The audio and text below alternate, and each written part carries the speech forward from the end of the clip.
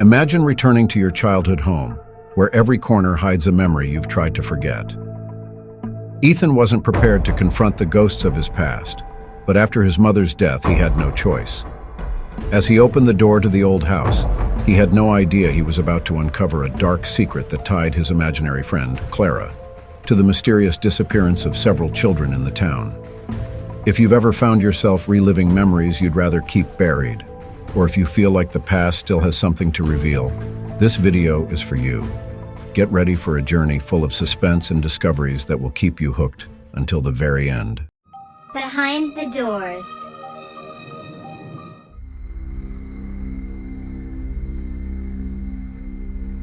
Ethan drove for hours, the road stretching out before him like a thread of memories and nostalgia. The small town, with its wooden houses and quiet streets, looked exactly as he remembered it. Yet something in the air felt different, as if time had stood still while he was away. He hadn't returned to his childhood home since he decided to leave behind the traumas of his past. But now, after his mother's death, he had no choice. He needed to reconnect with his past, even if it meant facing the shadows that haunted him. As he arrived, his old house loomed before him, with dusty windows and an overgrown garden. He got out of the car and hesitated for a moment, staring at the structure that had been his home for so many years. The sound of the door opening made his heart race. His father, a man with a weary appearance and melancholy eyes, appeared in the doorway. "Ethan," he said, his voice trembling. "I'm sorry about your mother." "I know," Ethan replied, feeling the weight of sorrow between them.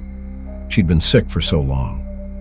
His father made a gesture with his hand as if he wanted to say something more, but the words wouldn't come out. The atmosphere between them was heavy, laden with unspoken words and painful memories. Ethan entered the house, the smell of aged wood and the echo of distant laughter filling the air. He climbed the stairs, each step taking him back to a time he preferred to forget. When he reached his old room, a wave of nostalgia hit him. The walls were still decorated with posters of bands he had loved, which now seemed to belong to another life. He walked to the window, looking out at the backyard where he used to play. But as he looked closer, he noticed that the place was overrun with weeds and disorder. What had once been a vibrant space had now become a reflection of his own life, abandoned and forgotten. Ethan began to explore the room, rummaging through boxes and bags of old toys. That was when he found a diary, covered in dust, that had belonged to his mother. He sat on the bed and opened the yellowed pages, his heart beating faster with each word he read. Notes about missing children in the neighborhood, cases he didn't remember hearing about. With each line, a new question arose in his mind. Why had his mother collected these stories? And what did they mean for him? Night fell, and the house was plunged into an unsettling silence. Ethan lay down, but sleep didn't come. He tossed and turned, the diary beside him. The stories of the missing children danced in his mind, while fragmented and confused childhood memories began to resurface. Then, a noise caught his attention. The bedroom door slowly creaked open, as if an invisible breeze was pushing it. Ethan sat up abruptly, his heart pounding. He looked at the door, and his breath caught when a familiar figure appeared in the darkness. Clara, his imaginary childhood friend, whom he had believed he had forgotten. She was there, with the same mischievous smile and bright eyes he remembered. "Ethan," she said, her voice soft as a summer breeze. "You finally came back." "Clara," he whispered, disbelief mixing with fear. "How are you here?" She took a step forward, and the moonlight illuminated her face. "I never left. You just forgot." Ethan felt a chill down his spine, his mind struggling to grasp the reality before him. Could it be that Clara, the friend he had created to cope with loneliness, was back? And if so, what did it mean? He didn't know, but one thing was certain. Something was about to be revealed, and he couldn't ignore it. Ethan sat on the edge of the bed, watching the moonlight filtering through the curtains of his old room. The atmosphere was heavy with silence, interrupted only by the occasional whisper of wind swaying the trees outside. He tried to ignore Clara's presence, which had appeared the night before, but the memory of her figure, a girl with wavy hair and an enigmatic smile, stayed with him. He got up and began to explore the room, as if the act of sifting through his old toys and books could push away the memories that were starting to resurface. As he rummaged through a box of old objects, Ethan found a worn-out teddy bear. He smiled as he remembered how he used to take the toy everywhere. "You were always my companion, weren't you?" he murmured, holding the bear tenderly. But soon, his mind returned to Clara, and the connection he had tried to sever grew stronger. That night, as he tried to sleep, Ethan heard a faint whisper. "Ethan, don't you remember me?" Clara's voice echoed softly in his mind, like a forgotten lullaby. He turned over, feeling his heart race. "Clara, is that you?" The dim moonlight illuminated his room, and for a moment he almost expected to see her figure there before him. But there was nothing. Silence reigned once again, and he felt a little foolish for having spoken out loud. The next day brought with it a sense of strangeness, as if the entire town was in tune with the mysteries he couldn't understand. Ethan decided he needed to investigate the notes his mother had made about the missing children. With a surge of determination, he went downstairs and found the diary on the living room table, where he had left it the night before. Why was she so concerned with this? He wondered, flipping through the yellowed pages. The names of the missing children were noted in hurried handwriting, accompanied by dates and brief comments that seemed increasingly disturbing. "Clara," he whispered, recognizing the name among the notes. The connection became palpable. Determined to find out more, Ethan decided to visit a neighbor who always seemed to know everything that happened in the town. When he arrived at Mrs. Henderson's house, the elderly woman greeted him with a warm smile, but her eyes betrayed a shadow of concern. "Ethan, dear, what brings you here?" She seemed surprised, but not entirely oblivious to the reason for his visit. "Mrs. Henderson, do you remember Clara, my childhood friend?" The question slipped out, almost like a confession. "Clara," she murmured, a distant look crossing her face. "Yes, I remember. A lively little girl. But it's a sad story, Ethan. A story many prefer to forget. I found some things about her in my mother's diary. Can you tell me what happened?" He was determined, and his voice sounded firmer than he felt. The woman hesitated, but finally nodded. "That time was very difficult. Many children disappeared, and Clara, well, she was never seen again. The last time I saw her, she was playing in the yard, laughing and having fun. But then she was gone. People said she was just an imaginary friend, but to you, she was real, wasn't she?" Ethan felt a lump in his throat. Yes, she was real. And now? Now she's back somehow. Mrs. Henderson frowned, worried. "If you're seeing Clara again, maybe it's time to face what happened. Some truths are buried in this place, and it could be dangerous to unearth them." As he left the house, Ethan felt a chill down his spine. He didn't know exactly what he would find, but Clara's presence was calling him like an echo of his past that could not be ignored. So he decided that he needed to investigate further, even if it meant reopening wounds he thought had healed. Ethan sat at the kitchen table, the smell of fresh coffee mingling with the nostalgia of the home he had left behind. His father, sitting across from him, seemed lost in thought, his eyes fixed on a cup that seemed to be more than just a ceramic vessel, but rather a portal to unspoken memories. The void between them was palpable, like a dense fog hanging over the table. "Dad," Ethan began hesitantly. "About Clara. Do you remember her?" The question cut through the silence, and his father looked up, as if pulled from a dream. "Clara?" he repeated, his expression confused, almost defensive. "That was a long time ago, Ethan. You know how children have vivid imaginations." "But she wasn't just my imagination," Ethan insisted, frustration beginning to seep into his voice. "She was my friend. You knew that, didn't you?" The man in front of him averted his eyes, the tension growing like a thread about to snap.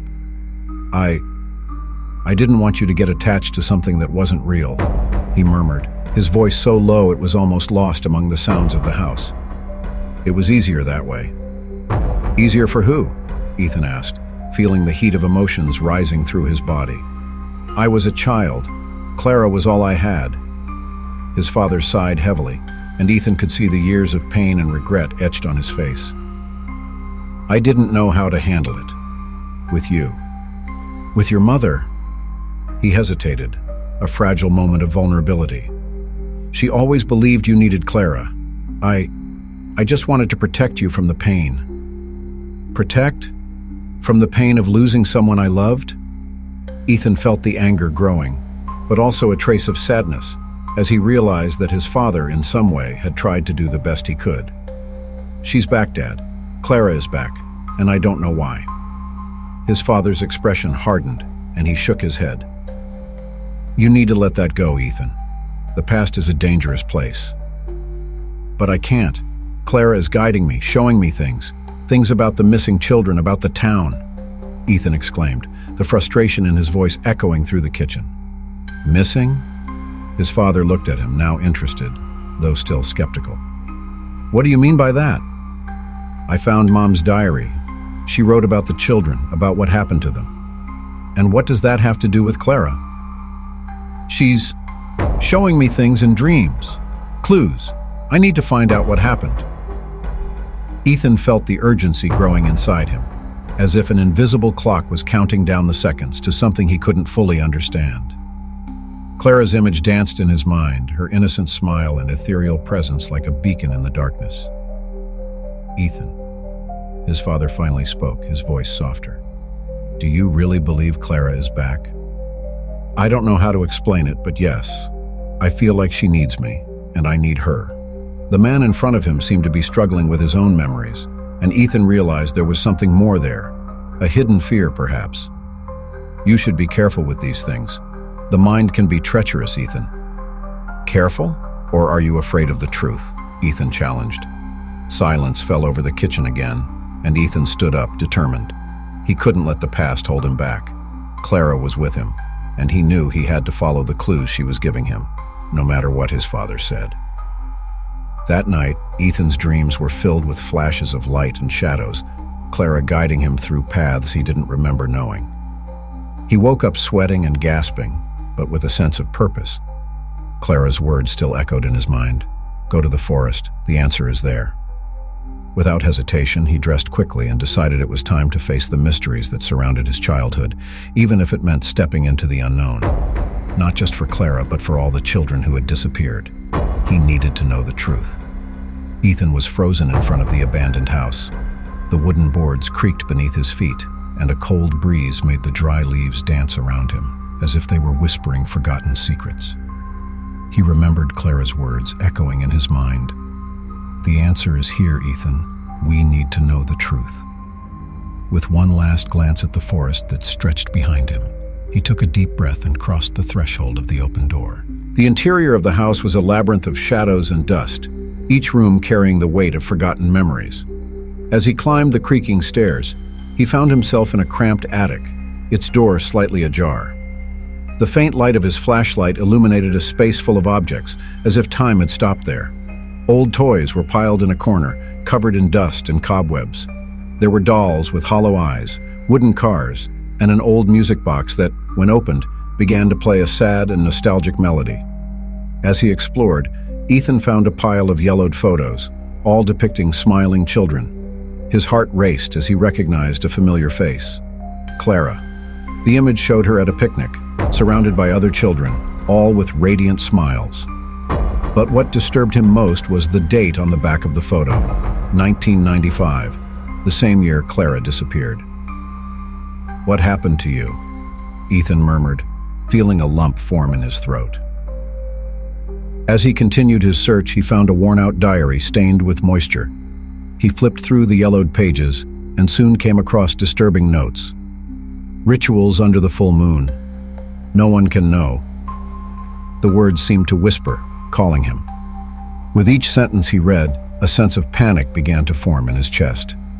He remembered the stories he had heard during his childhood about a cult that operated in the town, but they had always been just urban legends, told to scare children. Ethan. Clara's voice cut through the attic's silence like a distant echo, yet perfectly clear. He spun around quickly, and there she was, the ethereal figure with the flowing white dress he remembered so well. "You need to get out of here. They're coming." "Who's coming?" Ethan asked, his voice choked. "What else do you know about what happened here?" Clara hesitated, and for the first time her expression seemed worried, the glow in her eyes dimming. "The children, they're not at peace. This place holds secrets that must be revealed, but it's dangerous, Ethan." The young man felt a shiver run down his spine. "I need to know the truth, Clara. We need to find out what happened to them." "You may not like what you'll find," Clara warned, her gaze becoming somber. "But I can't do this alone. You're the only one who can help me." He approached, trying to understand the urgency in her voice. "What do you want me to do?" "Go back to the house. Look for more clues, more evidence. You'll find what you need to know. But be careful, Ethan. They don't want the truth to come out." Her words resonated in his mind, and the urgency grew within him. He couldn't ignore that responsibility. "I'll do it, I promise," he said, determined. But before he could make any move, the house seemed to vibrate around him, and a cold wind blew, extinguishing his flashlight. "Clara!" he shouted, trying to find her figure in the darkness. But the house seemed alive, and Clara's presence seemed to gradually dissipate. Panic set in, and in an impulse he ran for the stairs. The darkness enveloped him, and his heart pounded in his chest like a frantic drum. He needed to get out of there before the house swallowed him completely. Reaching the front door, Ethan cast one last look at the attic, where it had all begun. Clara had disappeared, but her words still echoed in his mind. He knew the mystery was far from solved, and the truth was closer than he imagined. But one thing was certain: he wasn't alone in this search, and he wouldn't rest until he discovered what really happened to Clara and the other children. Determined to solve the mystery that haunted him, Ethan decided to gather some childhood friends. He needed allies, someone who could help him face the ghosts of the past. The next morning, he met with Lucas and Sarah at a local cafe, a place they used to frequent as teenagers. The atmosphere was tense, and the smell of fresh coffee couldn't dispel the shadow that hung over their heads. "Do you really think we should go back to that house?" Lucas asked, frowning as he recalled what they had discovered. "It's a creepy place." "What if Clara is trying to warn us about something?" Ethan replied, his voice firm but with a tremor of uncertainty. "She remembers things I can't. We need to understand what happened." Sarah, who had remained silent until then, looked into Ethan's eyes. "If Clara is trying to communicate with you, maybe it's for a reason.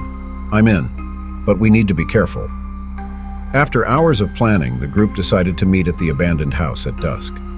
The sun was beginning to set, casting long and unsettling shadows around the property. Ethan felt his heart race as they walked toward the house, as if the structure was alive, pulsing with ancient secrets. As they entered, the smell of mold and rotten wood enveloped them. The walls were covered in graffiti, and the floor creaked under their feet. Ethan led the group, guided by an intuition that seemed to come from Clara. They explored each room until one of the rooms caught Ethan's attention. The door was ajar, and a strange feeling pushed him inside. "Look at this!" Ethan exclaimed, pointing to a dark corner of the room. On the floor was a pile of personal objects, old toys, dolls, and worn photos of children.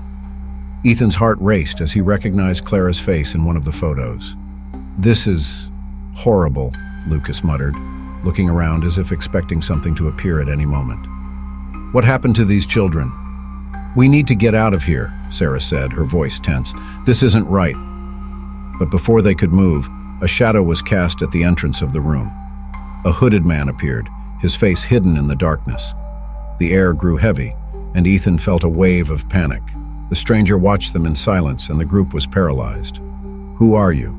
Ethan dared to ask, his voice sounding firmer than he felt. "You shouldn't be here," said the figure, his voice low and drawn out. "What you're looking for is buried in more than just walls." "We're here for Clara," Ethan said, adopting a defiant tone. "She needs help. What do you know about this?" The man stepped forward, revealing a pale face marked by suffering. "Clara, she's one of the lost. What you're doing here could bring consequences." The rituals weren't just an echo of the past. They still live. Rituals? Sarah asked, her voice trembling. Are you talking about the cult that disappeared with so many children? Yes, the man replied, his gaze penetrating as if reading their souls. But it's not just a cult. It's a call, a cycle that repeats. If you don't leave, you might become part of it. Ethan felt a growing anger. We're not going to let that happen. Clara needs us, and we need her. We can't just walk away now. The hooded man hesitated, as if struggling with his own demons. You're fools. You don't understand what you're facing. Clara isn't just an imaginary friend. She's a manifestation of something that shouldn't be awakened.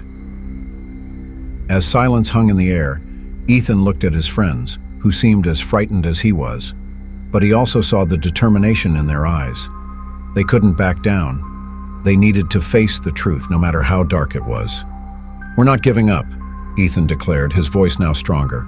We'll find out what happened, together.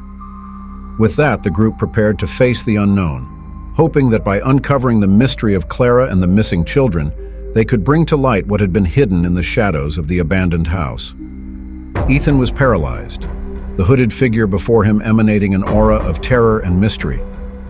His friends, still in shock after the revelation of the hideout, stared fearfully at the man who remained silent, but Ethan felt he needed to act. "Who are you?" he asked, his voice trembling. The man slowly raised his head, revealing a pale and tired face, with eyes that seemed to absorb all the light around them. "I'm a survivor," the man replied, his voice hoarse and filled with pain. "I survived what happened in this house, what happened to Clara and the other children." He paused as if the words hurt him. "Clara isn't just an imaginary friend, Ethan. She's the spirit of one of the missing children, and she's trying to warn you about an evil ritual that's still ongoing." Ethan felt a chill down his spine. "Ritual? What do you mean by that?" Memories of his childhood and Clara's whispers echoed in his mind, and he realized that her presence had always been more than just a fantasy. "They captured her, and other children too," the man continued, his expression heavy with sadness. "A cult that believed they could gain power through pain and suffering. They performed rituals here, in this place." He pointed to the worn wooden floor, as if the space itself was imbued with horrific memories. But Clara didn't completely leave. She's still trapped between the world of the living and the dead, and her presence here is the key to freeing all the souls that were imprisoned. Ethan looked at his friends, who were as stunned as he was. "We need to help Clara," he said, feeling a growing determination. "If she's trying to warn us, we have to do something." He turned to the man. "What do we need to do?" "You need to stop the ritual before it's too late," the man said, his voice now more urgent. "Every full moon, they perform a ceremony to keep the souls trapped. If you can't stop it, Clara and the other children will never find peace." Ethan's friends began to move, trying to organize their thoughts. "Where's the ritual happening?" Sarah asked, her voice trembling with fear. The man pointed to a door at the back of the attic. "In the back room. They gather there." With his heart pounding, Ethan led the group down the stairs toward the room the man had mentioned. The air was cold, almost freezing, as they approached the door.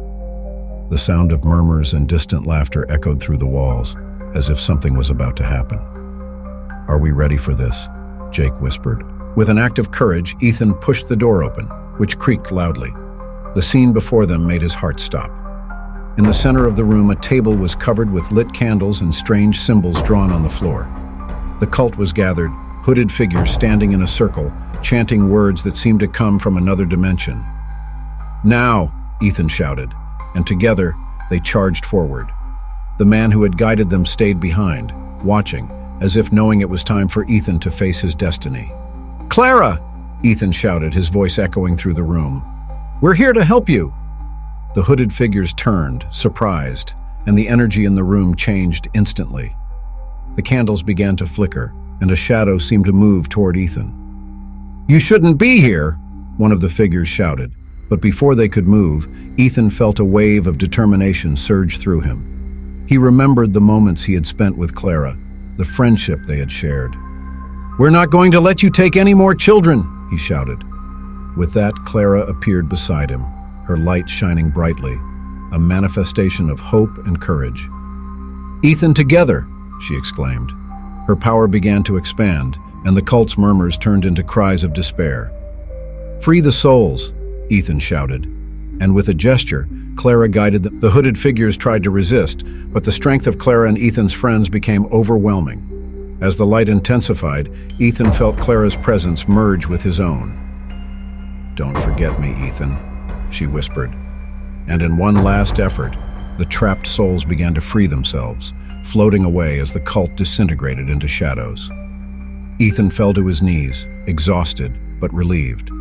He looked around and saw his friends, all of them breathing heavily, but free from the terror that had surrounded them. Clara smiled at him, a glint of gratitude in her eyes. "You did it, Ethan. You freed me." Ethan smiled, understanding that, although Clara was no longer by his side, she would always be a part of him. He had finally found peace, not just for Clara, but also for himself.